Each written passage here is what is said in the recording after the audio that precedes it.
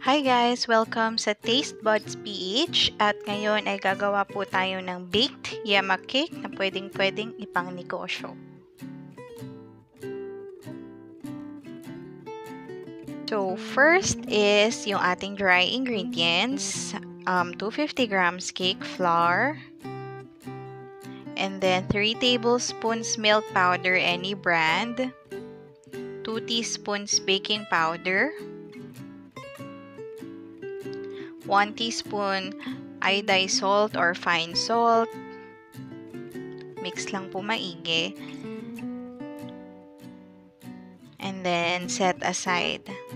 Next is, sa isang separate bowl ay ang ating wet ingredients. So, naglagay tayo ng 250 ml water, 90 ml coconut oil, 1 teaspoon vanilla, 100 grams white sugar, and yung ating 6 egg yolks.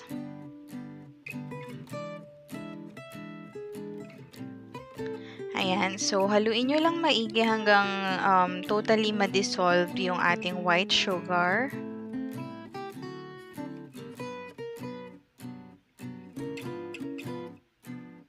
Then after nyan, i-combine na natin yung wet sa dry ingredients. So, mix lang maigi hanggang wala na siyang mga buo-buo.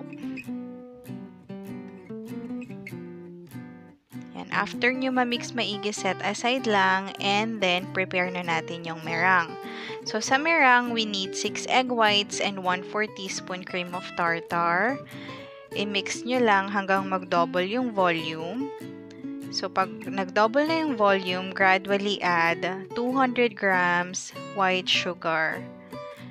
So, i-whip nyo siya at high speed hanggang ma-reach nyo or hanggang mag-form siya ng stiff peak.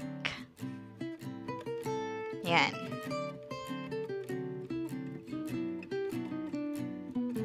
And then, after nyo magawa yung meringue, i-combine nyo na siya dun sa kanina nating ginawang batter.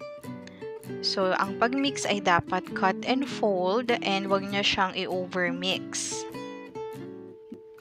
Then, transfer nyo na siya sa container na may greased wax paper and bake it for 30 minutes at 170 degrees Celsius. Yan.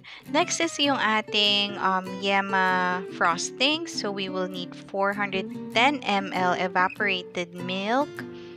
Then, isang latang condensed milk or 390 grams.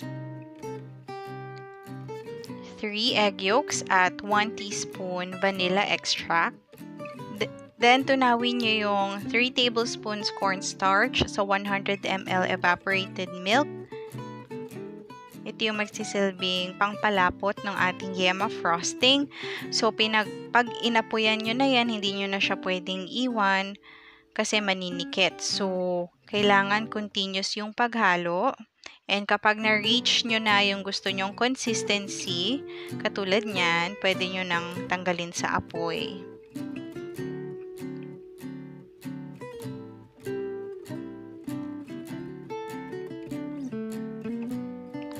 Okay, so after nyo magawa yung Yema Frosting, pwede nyo na siyang ilagay sa inyong ginawang cake. May ginawa akong cake na pa-round. So, be generous sa paglalagay ng frosting. Masarap yung ating Yema Frosting kasi hindi siya ganun katamis. So, okay lang kahit madami kayong ilagay. And then, lastly is yung grated cheese.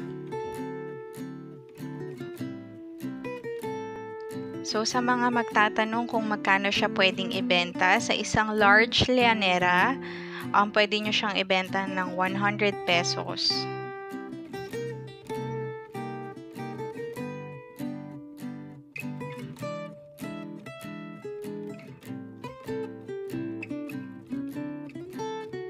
Yan. Sana matry nyo itong napakasarap na baked yema cake. Pwede nyo din siyang i-steam for 30 or 25 to 30 minutes. So, thank you so much for watching and please subscribe to my channel.